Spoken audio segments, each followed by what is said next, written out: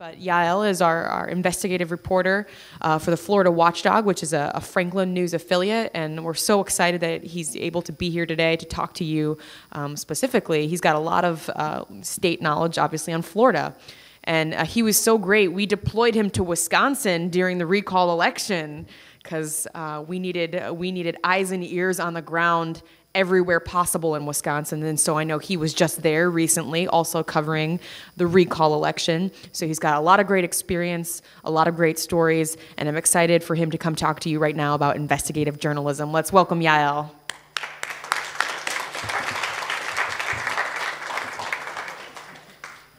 All right, hello and welcome to all. Of course, you'll see our website here. Of course, FloridaWatchdog.org was only launched probably about 3 months ago. It is but in its infancy. My name is Yael Ossowski. I am the Florida Bureau Chief. I write with Marianela Toledo, who, she's right here in the second row. She is our Spanish language reporter in Miami, so she is in the area doing stories, investigative work, all day, every day. So we're working together trying to get some good stuff. Of course, we are on the Tweeters, the Facebooks, everywhere you shall find us. We've sort of built up a vibrant community in our young days, so you can find us on all those websites, and any sort of Google search will come up with that. So let's talk a little bit about investigative reporting. I guess we'll start here with my little presentation, and I'll have to walk this way. I'm right looking. So there's our website. You have the resources there, different stories. And also with Marianela's stories, we do have them in Spanish if you would like to practice or you have friends who you're trying to reach out to, trying to convince. Well, there we go. We have a whole different section. This is part of the watchdog.org website. So really our stories, what we try to look at is waste, fraud, and abuse in state government, federal government, local government, wherever government is, which is, I guess, increasingly in our lives today everywhere. So we try to provide the legwork, we try to provide the information, we try to provide the investigative reporting for people to draw their own conclusions at the end of the day. We're not there to support the blue team or the red team, we're just there to give the facts and the information. I guess we'll start off with my first point. I've sort of created a list of, I guess you could say 5 essentials for what I think is important in investigative reporting. Number 1, become an expert, and we'll go through all of these. Number 2, question the narrative. You heard that from Guy just before. He's talking about questioning the narrative that is handed down and propagated by those in the media. Make them go off script. That's the greatest point. We'll have a great little piece on that. Connect the data and the dots, put it all together, and at the very end, tell the story succinctly, make it beautiful, resonate, and the people shall like. So let's begin. Become an expert. Now, what does that mean? Back in the day, if we wanted to learn about a certain issue, about toll roads, about what's going on with the pension crisis, what can we really do? We could go to the local library, check out books from 3 years ago. We wouldn't have much of it. Hello, yeah, hi. So then really, you know, in this internet age, we have different tools available. We have things like, for example, Google News. You can look at everything that's going on. You can find trends of toll roads that are going on in North Carolina and Florida and New York and California, and people are rising up. People, we pay enough in taxes. Do we want to pay every time we get on the road and roads that have already been paid for? That's an argument that people have brought up in other states. Wikipedia. You need some sort of background on an issue that's coming up. We have legislative agendas going through. You have what's going on with the pension crisis. So much information is just manned in these databases that volunteers on their own time have been able to put up. That's a great one. Ballotpedia is a brand new resource. It's pretty good, especially for state and local news. If you're looking at your state legislators who, they don't make the evening news every night, but the decisions that they make and the votes that they take impact your life a lot more than others. So Ballotpedia has a great, great archive of all of the candidates and all of the elections and all of the state legislatures. For me, that's very fun. Thomas.gov. This is the Library of Congress website. Anytime anyone talks to you about a bill, saying, oh, this bill's coming up, this is going to happen, it's going to go through, the best thing to do is just go and read it. Look at it yourself. Because if we actually tune in and listen to what the news people tell us day in and day out on the mainstream news, the interpretation is usually, most of the time, always wrong. That's just how it is. People prefer brevity, and that's just how it works. Use Amazon, used books. So much of what I've been able to learn just on my own through investigative reporting has been just through tales of investigations that people did years ago that was somehow, put out in a book, wasn't really widely read or circulated, but they exist. People know about these issues, and people have been talking about these issues, and they're upset about them. And most importantly, read source documents. There's nothing that I can tell you that is more important. Read the PDFs, the letters, the reports, the audits, the memos, the executive orders, the databases. This is the official stuff that can, for you, become the bullets in the gun of information. That's exactly it. Every time you can whip out a memo report, anytime you can whip out the audit, the recent audit of the federal stimulus dollars and how many millions have been wasted in the state of Florida alone. We covered that story just recently. These are things that are out there. People normally are not supposed to go and look at them. Of course not. That's what the media is supposed to do. The media, the same people who propagate the lies day in and day out. They basically go to the administrations, go to the politicians, they get their talking points, turn them around and send them to you. There's no questioning. And people always, in this day and age, are going to start to question that. So become an expert, of course. Follow the loop of information. Get Google alerts. If you're really, really passionate and you're really interested in toll roads or healthcare or what's going on with the pension debacles, put it on Google Alerts. Make everything go right to your inbox so you know what's going on. Go up on the Twitter. And you can always follow me on Twitter. That's Rick Perry. I love that quote. Go on Twitter. Follow the people who are the decision makers, who are the ones who are putting out the information. Anytime that we think that we in a local community, and I think the greatest thing that's happened in the last few years is people are starting to think local again. Politics is local. Everything is local. And when we can start to compare and contrast with other local communities and realize that, hey, we're getting screwed here too, just as they are, then people can start to get together. They can start to gather, start to question. For me, that's a great thing. Facebook, of course. If everyone has a sort of an own field of people that they like to share news with, Facebook always is a great resource. Blogs, of course, we'll have Javier who'll be talking from the Shark Tank, great blog, a lot of them in Florida that provide just small bits of news and analysis that actually tell a pretty good narrative, but they're not there to tell you what time the town council is there or how the soccer team was. They're there to give you specified information. And for us, that's a good thing. Look at studies. I studied in Montreal at Concordia University, and what was most interesting is when you go to college and university, you're presented with all these studies all day long. Well, this person, this bureaucrat sat down and he wrote a study 20 pages long about voter fraud. If you actually go and read them, there's a lot of information in there. There's just one I pulled up today, just about everything going on with absentee ballot fraud, which is not talked enough. It's not talked about enough, I believe. That's something that actually has been, in multiple cases, out in the news. People have been convicted. There have been elections turned over. In Miami, we had one just a few years ago for the mayor's election. These are things that happen quite frequently, and things and people in the academia world, those who have been researching and looking at the data, they have a lot of information that, of course, we, at the end of the day, as normal citizens, never really thought about before. But in today's age, we can. So we'll continue on. Most importantly, though, you need to believe in what you're trying to investigate.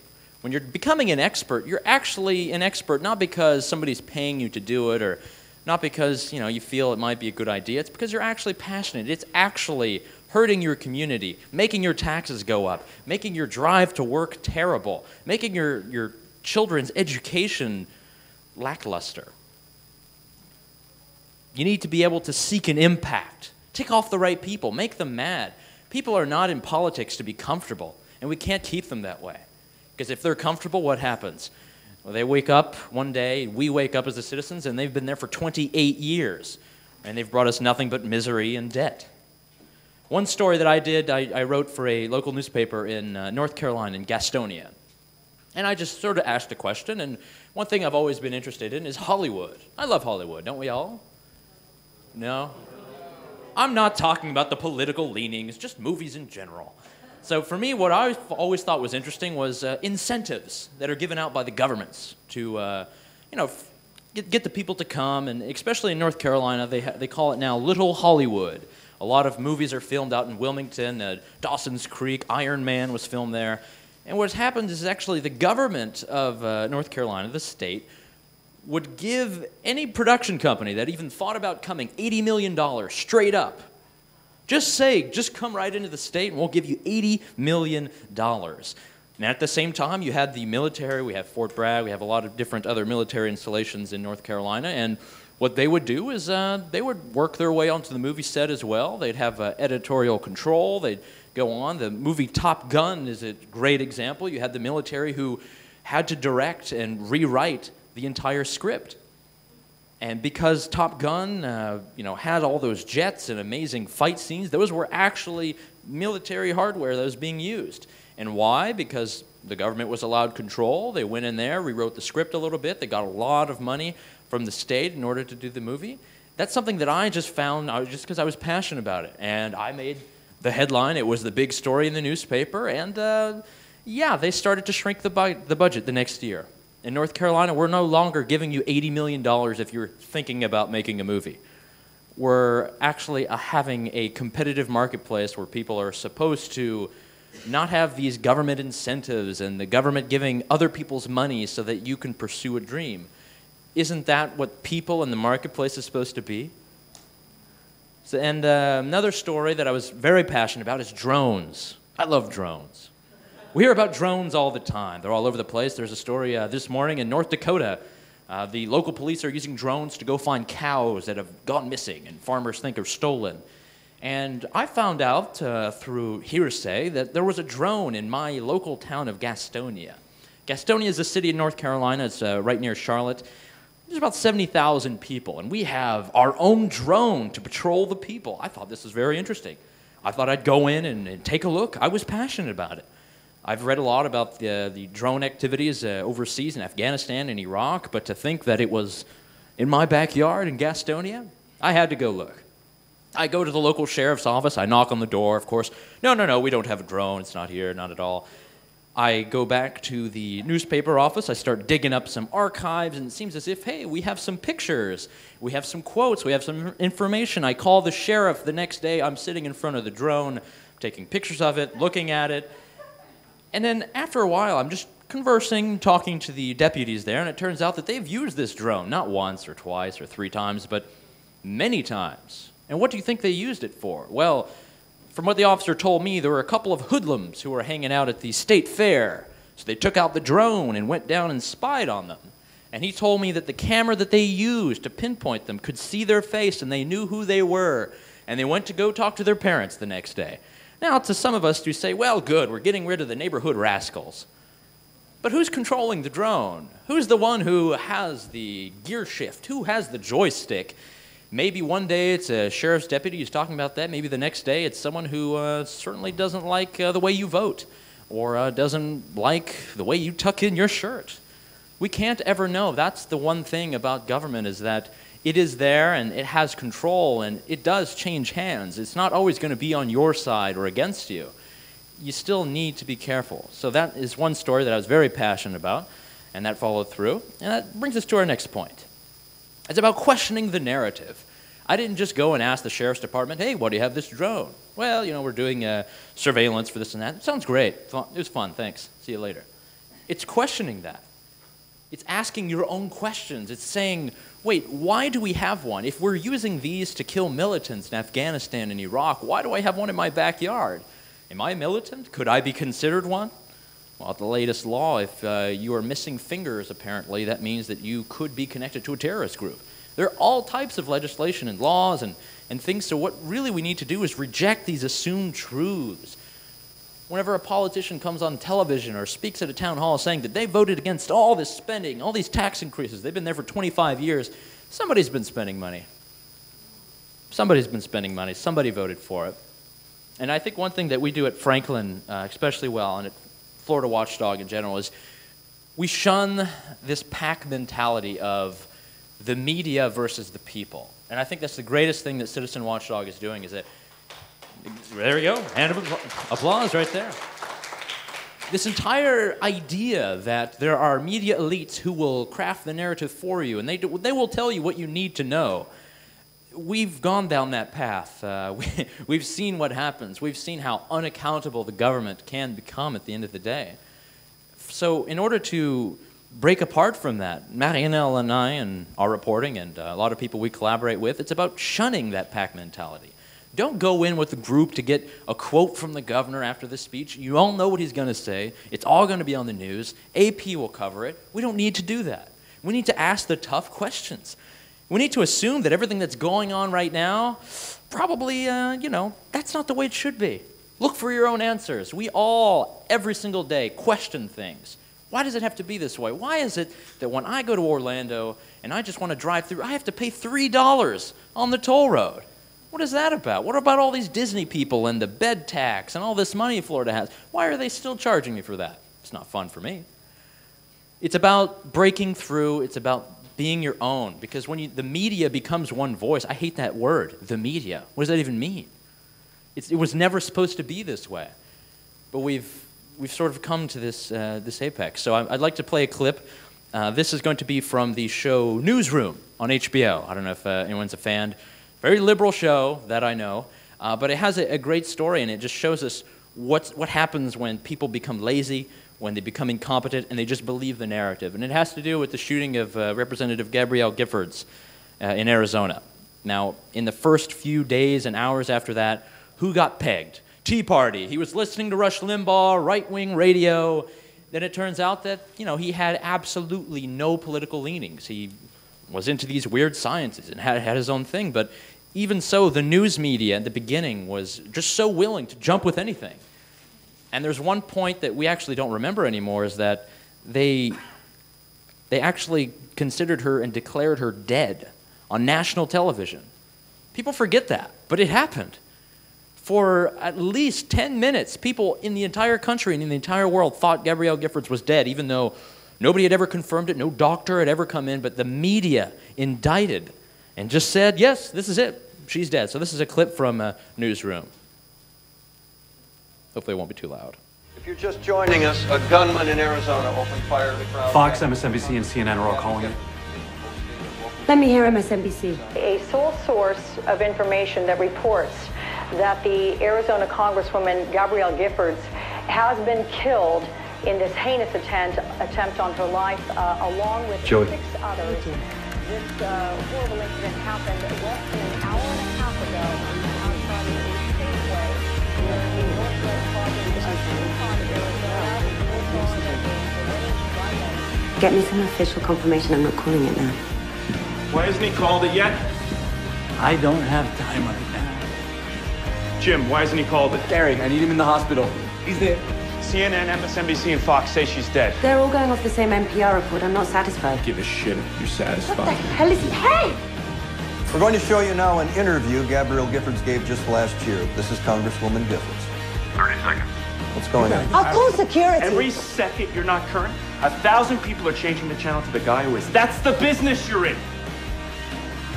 MSNBC, Fox, and CNN all say she's dead. Don, tell him.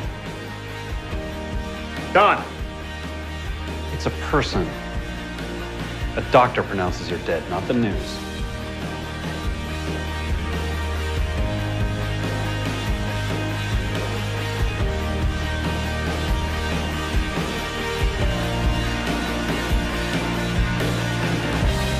Back in 5, 4.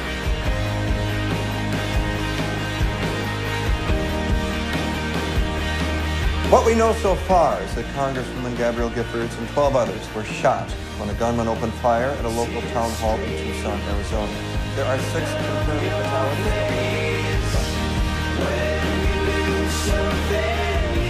Is he overhearing it, or is he at the hospital? She's alive. Who's telling you that? The anesthesiologist. She's being prepped for surgery. I've got her alive! NPR called it wrong. She's alive. She's alive. Will. All right, we're learning now that Giffords is being prepped for surgery, and we have our ACN affiliate at University Hospital now. What can you tell us? See what happens when they question the narrative that was being pushed out? Now, of course, this is a fiction show, obviously, because they actually did the job right. But it's a true story. It actually happened. And these sort of things happen every single time. Supreme Court hearing that happened just a few weeks ago. Well, it came out and Obamacare struck down, and you had Chicago Tribune put out their newspaper article on the website, and it's already struck down. They had quotes and everything. It just shows you that people have become complacent, they've become lazy, and they're just willing to toe a line and put it out there. Go along to get along. That is not what our country is supposed to be about. Of course not. It's never what it's been about. That's a good example. It's a good show. I teared up a little bit at that point. So I started to do the same thing, sort of questioning the mentality, everything going on, asking my own questions, and I wrote in North Carolina for a little bit, and we have an education lottery, right? Sounds great. People go and they gamble, and the government takes your money. Sounds like taxes, but okay. So then I started asking the question, why should the government run a lottery? We don't trust them with our health care. We don't trust them with buying, cell phones, laptops. Why do we want to have them run a lottery? Doesn't that seem a little strange? So that's when you got to start asking questions. They're making billions of dollars every single year, millions upon millions upon millions. People go in and gamble. You see it all the time. Well, here in Florida it's a little different, but in North Carolina, owned by the state, every single week they'll tell you how much they made. They do the Powerball. Everyone's winning. And the way that it's framed in North Carolina is it's the education lottery. It's there to help the children. We're there to take the money from the poor citizens who gamble, and we're going to put it into education. It's going to work. It's going to be great. Not really. When you start looking at the numbers, it's actually a racket. Isn't it just a government tax, a voluntary tax? Isn't it to where the government has just set up instruments and intricate games in order to get your money? It sounds good. I think it's a little better than force and having the IRS knock down your door, but still it's very interesting in that what the program became in the mold of North Carolina is it became nothing but the people who are giving money to Senator Bill Nelson, wanting him to do their bidding, and let's see how much he's actually giving them in earmarks. And actually it turns out that it is a huge number, just in 2010 alone. Senator Bill Nelson, he's the man who is the senator, one of the two that we have here in Florida, he allocated himself $40 million for two companies that gave him upwards of $90,000 in the last campaign cycle. Those are things that you can point to, and you can say this is one reason why they need to leave. This is one reason why we need to put someone else in there. Now, one resource you can use is opensecrets.org. That's through the Center for Responsive Politics. All accessible by Google. Don't have to pay a fee. Just go onto the website, search your favorite lawmaker, put them in there, and see what happens. And for Senator Bill Nelson, who's been there a long time, the biggest contributor to his campaign throughout his entire career is an Italian company. It's called Finmeccanica, SPA. It's an Italian conglomerate. They make helicopters and weapons and jets. Whatever your stance may be on wars or national security policy, there's nothing wrong with trying to allocate resources as they may be. Earmarks, a lot of people make the case, are not unconstitutional. They may be wrong and a lot of money being shoveled about. But when a company is giving money to a senator and he's turning around and earmarking personally, he's writing the note, Finmeccanica, SPA, will receive, as a result of what I've written, $2 million, $4 million, upwards of all the way to $40 million. You have an example of what would be considered in many, many countries corruption. But here at Florida Watchdog, we are equal opportunity. We have Bill Young. He's a representative, Alberton, Pinellas County, near St. Petersburg, Tampa, where I live. He's been in Congress for 42 years. He's risen up the ranks. Head of the Appropriations Committee. He's a powerful man. Let's look at his record a little bit. In 2010 alone, he earmarked $128.8 million himself, by himself, that he wrote. That's the second largest amount in the entire Congress. In the entire House of Representatives, 435 members. And it's our Florida representative, Bill Young. These are things that everyone says, that we throw about, but why don't we look at the numbers? In 2010, those same companies gave Young over $200,000 in contributions. This is very open. I did not have to put down $50 and go to the tax collector. I didn't need to knock on the door in the company. It's all accessible information. Nobody has yet connected the dots. It's a great example. These are the things that happen, and we say every single year, throw the bums out, throw the bums out. But some are good, some are good. At the end of the day, we see that this information is out there. Citizens, who am I? I'm just someone with a computer. I don't have any special skills. I don't have anything that puts me above anyone else in this room at all. And we all have the tools, and especially with citizen journalism, especially with being passionate about issues and wanting to call people on their hypocrisy, we can go very far. That brings us to our next point. Make them go off script. We live in a funny age now. I didn't go to journalism school. I studied political science and history, so I'm much more well-versed, but I don't know how to write an AP style, so they're mad at me. Big deal. Today, we live in a world where the news is not what it used to be. It's not authentic. It's crafted. There are press releases that go out. People write this stuff, and a lot of the times it becomes the news. It's crafted. I mean, imagine President Obama without a teleprompter, standing in front of a crowd. How many times have we seen it where he's been giving remarks? He doesn't have his handy-dandy teleprompter and says things off the cuff and has to apologize 3 days later, and we see the ad. Oh, yeah, Americans, of course they built their businesses. These are the sort of things that people want to avoid. They want to be on script. They want to follow something that's been pre-planned by the campaign managers, and they've been sitting around all day. You have to realize that the people in public relations, which is a budding industry now, if you're in journalism school, you either work for the dying newspaper people, you become a government spokesman, or you go to public relations for companies. There's really nothing else you can do, unless you want to become an investigative journalist. You can set the debate by framing the question, by actually turning things around, by not having the politician come out with his official spokesman and say, well, this is the issue. I think for us, it's we need to concentrate on what happened here with this specific issue. Well, if you have the information, if you have just what I have discovered with Representative Young or Senator Bill Nelson, you can turn their talking points around. Bill Nelson has run his campaign on these shadowy groups that are giving Republicans money, that are giving his opponent Connie Mack plenty of money, and they're going to defeat him.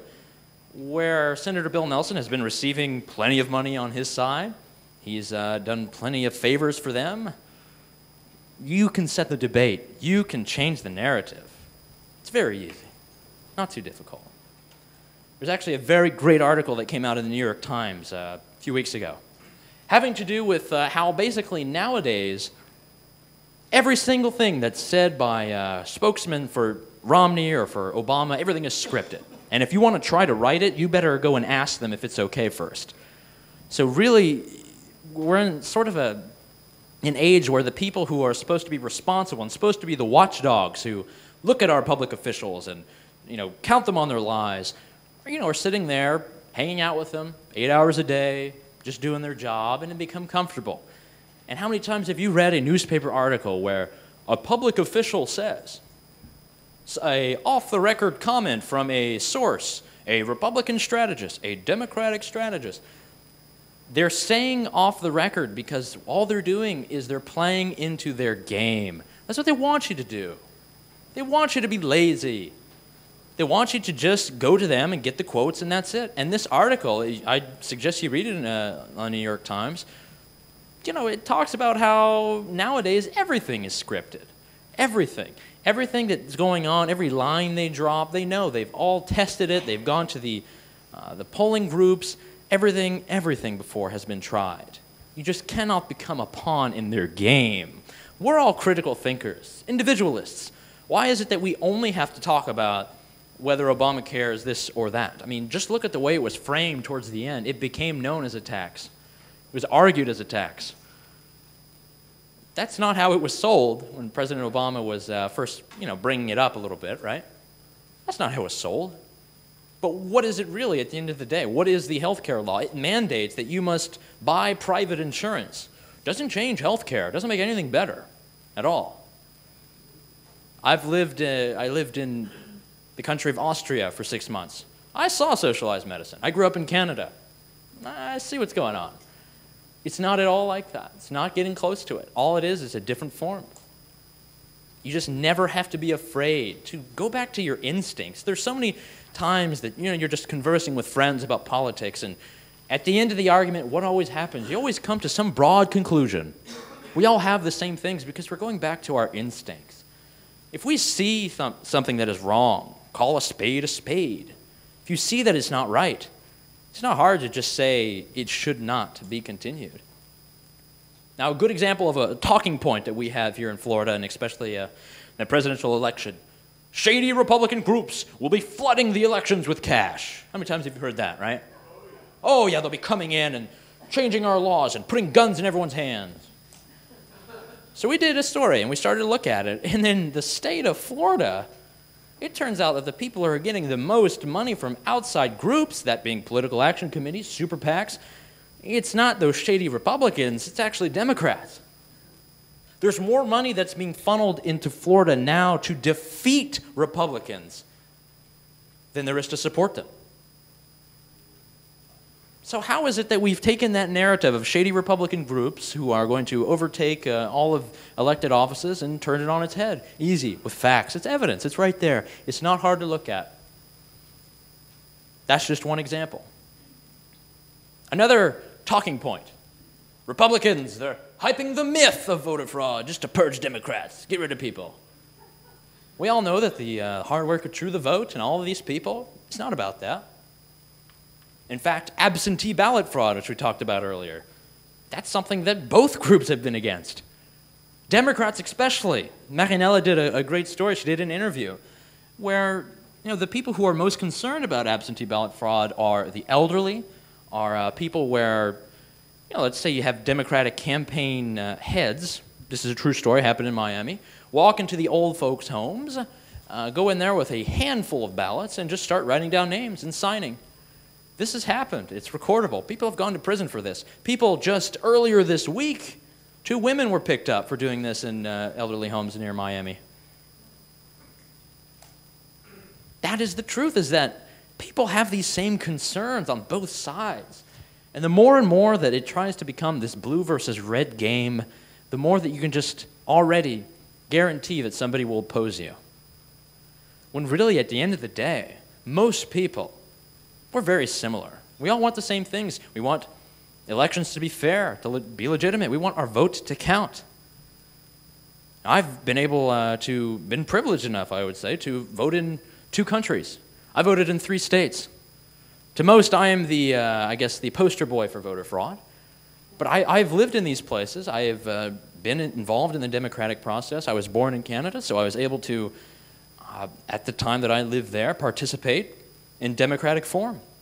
Now, of course, under sworn oath, I've never voted in 2 elections in 1 year. Of course not.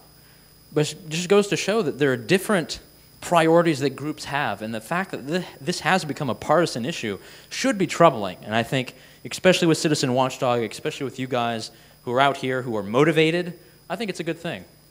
Good job. I applaud you. One good point is connect the dots. Now that you've seen all the information, you've looked at the money that was raised, you look at all the people who have received earmarks, it's great things to sort of throw out, but let's put it all together. Let's make it so people can package it out, so you can share the information. But just one thing, do not be lazy. Do not, as we said before, just fail to question the narrative. How many times have we seen this before? Every time that you do not do this, ideas at the end of the day will hurt certain groups, certain people. Maybe it won't be you, but maybe it's your neighbor, maybe it's your best friend. You have to reach the conclusion and the facts.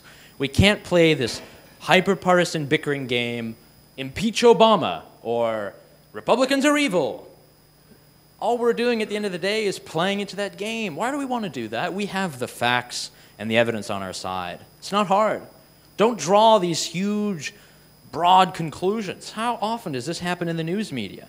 How often did this happen just a few weeks ago after this terrible shooting in Colorado? What were the headlines a few days after? What did ABC News tell us? ABC News. What did Brian Ross tell us?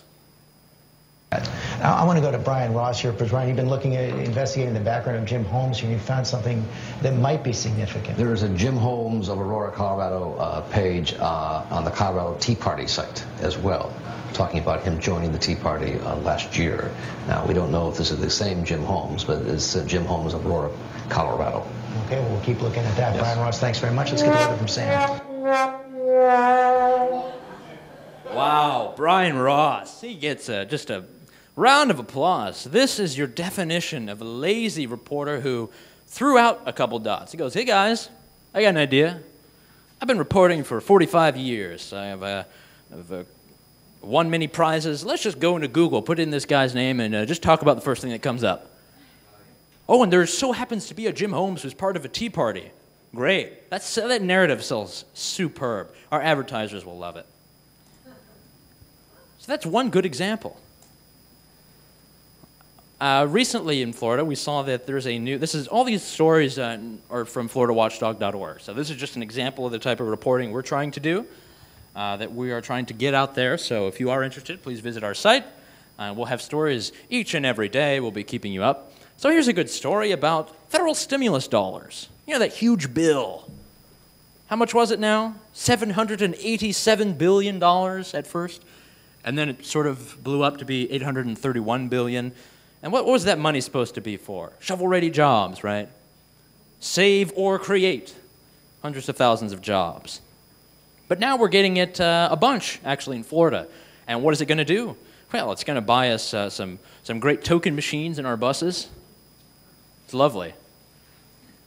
$20 million to put tokens in our buses. Isn't that great? You could buy everyone a car, almost.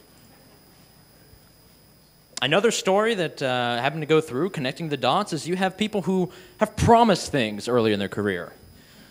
Representative Cliff Stearns of North Central Florida was first elected on term limits.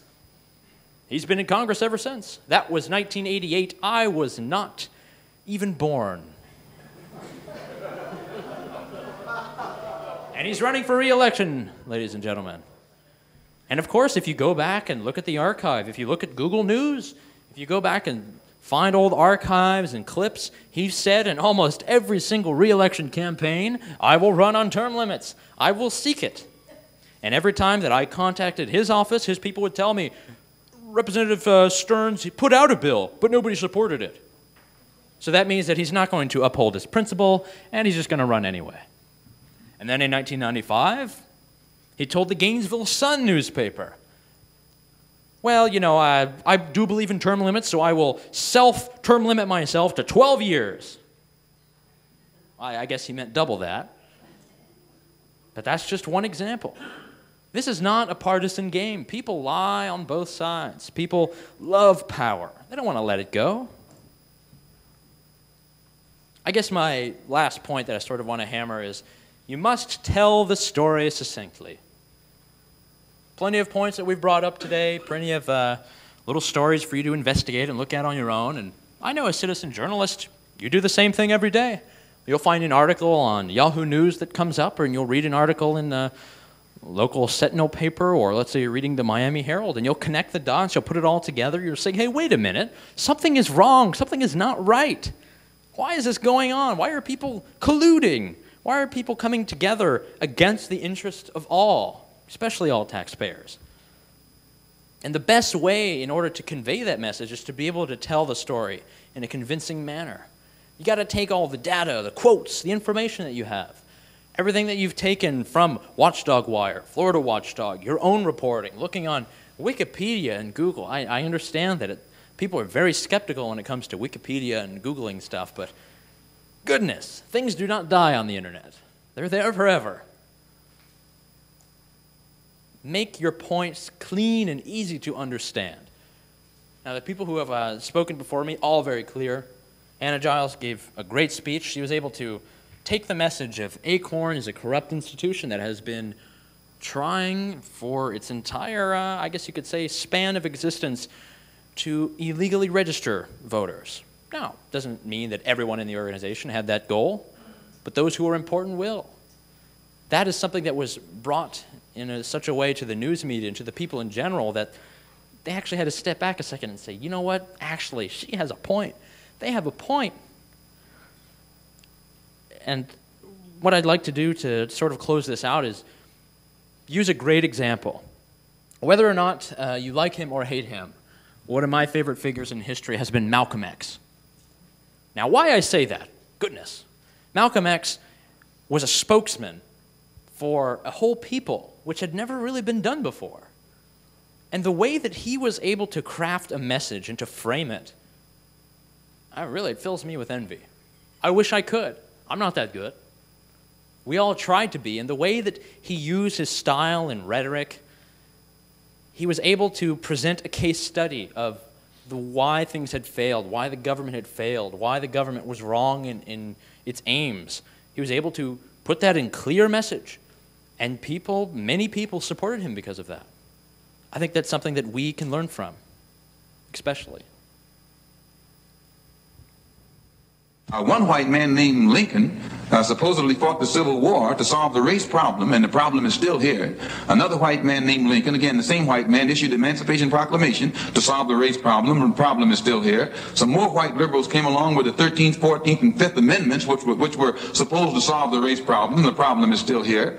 9 years ago, 9 more white liberals, so-called, came up with what they call a Supreme Court desegregation decision, and the problem is still here. And then another white man named Kennedy came along running for president and told Negroes what all he was going to do for them if they voted for him, and they voted for him 80%. He's been in office now for 3 years, and the problem is still here. When police dogs were biting black women and black children and black babies in Birmingham, Alabama, that Kennedy talked about what he couldn't do because no federal law had been violated. And as soon as the Negroes exploded and began to protect themselves and got the best of the crackers in Birmingham, then Kennedy sent for the troops. And there was he didn't have any new law when he sent for the troops when the Negroes erupted than he had at the time when whites were erupting. So we are within our rights and with justice, with justification, when we express doubt concerning the ability of the white man to solve our problem, and also when we express doubt concerning his integrity, concerning his sincerity, because you will have to confess that the problem has been around here for a long time, and whites have been saying the same thing about it for the past 100 years, and it's no nearer a solution today than it was 100 years ago. Now, whether or not you agree with Malcolm X, the way that he was able to convey the entire racial history of the United States in a 1-minute, 19-second clip, that's something to aim for. Whether or not you agree. Whenever you can have a spokesman like that who takes every single issue and makes it common sense, that's what we're fighting for. That's what we're trying to do. We, as citizen journalists, you and I, everyone here, all we're trying to do is tell a story. Tell a story of what we see every day. We all see certain sections of life. We see tiny little spriggets. We'll see one congressman who's corrupt here. We assume he's the only one. We assume at the end of the day that if there's one instance where a bunch of fraudulent votes have been discovered, that it's just a one-time incident. What we're trying to do is tell a story, tell it well, tell it so we can convince people that you don't need to listen to those who have been trying to dissuade you with these talking points of, for example, it's the racists who just want to redo the voting rolls. Or, oh, all it is those evil Democrats who want to steal all your money. Maybe, at some point, some of those things are true, but you have to tell the true story. You have to tell it from your heart. You have to tell it succinctly. You have to become an expert. Question the narrative. Make them go off script. Connect the dots. That's what I'm trying to do continuously with my work, and I hope you're all trying to do the same. I thank you very much for letting me speak. Any questions or anything would be considered.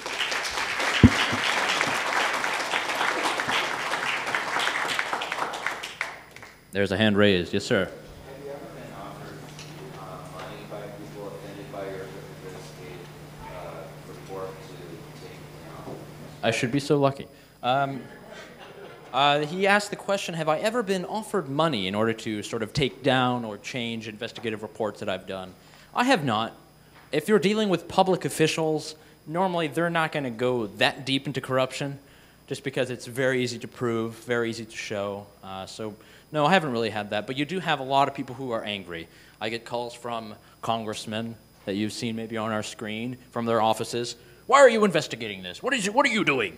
Sir, I'm not really investigating anything. It hasn't really taken me much time. All I've done is looked at the record, looked at what you've said, and conveyed it to the people. I'm doing them and you a service, sir. Any other question? Yes, sir. You mentioned you live in the Charlotte area? Yes. Well, I think one of the more interesting stories that came out, especially in the local Charlotte press, is that where Obama and the Democrats will be having their party convention, where they'll be spending millions of tax dollars, let's just be honest, Republican or Democrat, we are giving them $33 million to have a party. That's really it. It's fun. Why they chose Charlotte, I really don't know. It's funny because Obama will be giving his speech at the Bank of America Stadium. Good example, you know, let's tax all the banksters. It's a good example. There are a lot of questions that people were asking that at the time. You know, it really has to do with the voting bloc. I think if we're in an age where power relies solely upon how their votes are going to play out, it should be a good thing, ideally, because it means that they're responsive to the people. But if it's sort of used as a means of holding the reins of power and making decisions just so people accept it and they say, okay, things that probably most people in power, if they had a heart and a brain, would not take, that can be a little problematic. A little bit. Very true. But also I'll bring up another point. Did you know that in the last American Idol in May, more people voted in American Idol than voted in the 2008 general election? People's priorities at times are not what they should be, and that is why citizen journalists sitting in this room, obviously I'm not talking to you folks. There are a lot of other people who are not paying attention, who just will accept the facts that are given to them on Channel 32, Channel 17, what comes on the front page of the newspaper, and that is it. But you do not believe in that anymore. That's why you're here. That's why you're fighting for something. I applaud you once more. Any other points, questions, concerns? All right. Thank you very much. It's been great.